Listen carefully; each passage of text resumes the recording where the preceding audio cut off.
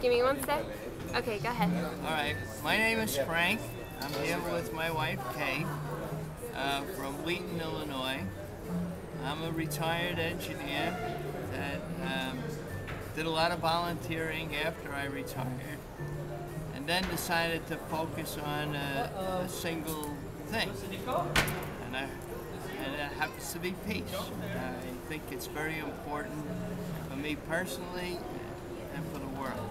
And I'm on in years now, and so I have to focus my energies in a particular direction. I think the Department of Peace is the best concept that I've heard of all the things floating around. I mean, there's thousands of good concepts, but I like the idea of how the government of the United States focusing on peace. And it seems totally obvious to me that that's what we ought to be doing. Instead of on war, and instead of on a lot of destructive things. I don't think we should be imprisoning so many of our people. I think we should be totally embarrassed by the fact that we have a higher percentage of our adults in jail than any other country on the planet. We should be doing something about it. So I'm here in Washington, D.C.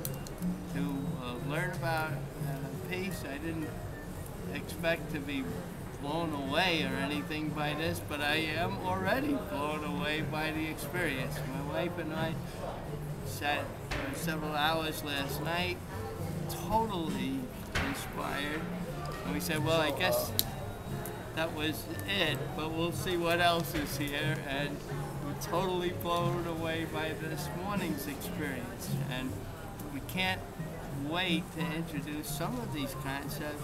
We have 19 grandchildren, and we want every one of them to experience Challenge Day.